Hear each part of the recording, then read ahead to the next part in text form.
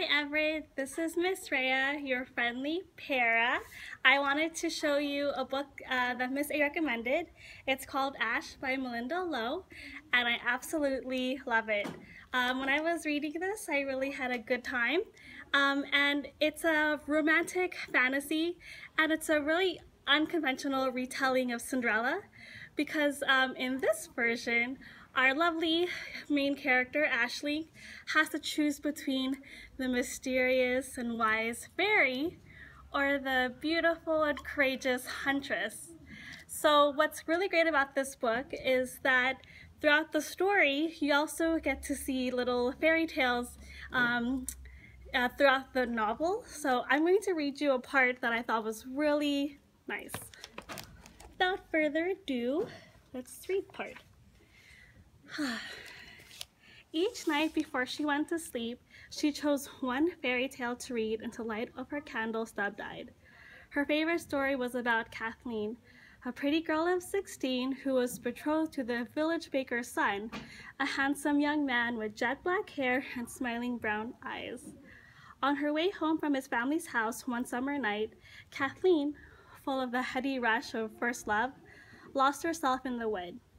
In the distance, she saw the twinkling of lights and mistakenly thought that it was marked a villager's house, but it marked the edge of a fairy ring. That night, the story goes, the fairies were dressed in their finest, for it was Midsummer's Eve. Young Kathleen knew that she should not enter the ring, but there was a fairy prince there with eyes as brilliant as sapphires and a smile that drove away all thoughts of the baker's son. The fairy prince, who saw Kathleen standing outside the ring, took her hand and pulled her in, and then she was truly lost. For once anyone experiences a fairy's charm, nothing else, they say, will ever be enough.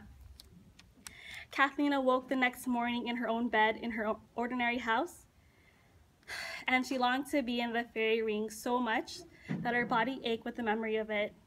She ran to the village green witch and begged for something to help her find that place again. And the green witch, who was old enough to know better, gave Kathleen a wreath of mugwort and told her to burn 3 leaves every night before she went to bed so that she might dream of that land. Kathleen waited breathlessly all day for night to fall, and when darkness came, she plucked the leaves from the wreath and set them afire in a small dish at the foot of her bed. The smoke curled up with a bittersweet odor, and soon she fell asleep and dreamt that she was back in the fairy ring. In her dream, she danced with the beautiful prince, who fed her the most delicious foods she had ever tasted, and bestowed one kiss upon her lips every night. As the day went by, Kathleen began to waste away, for she only truly lived when she slept at night, entombed in the prison of smoke from the magical wreath. Although the baker's son tried to woo her, she was no longer interested. Her mother repelled her with the best food she could make, but Kathleen would not eat. Her friends tried to amuse her with funny tales, but she did not listen. On the night that she burned the wreath's last leaf, she did not come back from that dream world.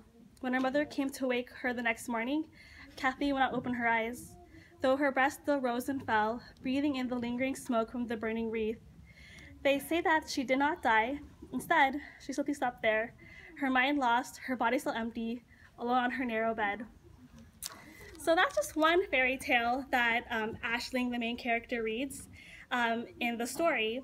And I recommend this book because I feel like it has a lot of really good meditations on what love is and how it should be founded on respect and actually getting to know the person, because love isn't love at first sight. I think it's a little bit more complicated.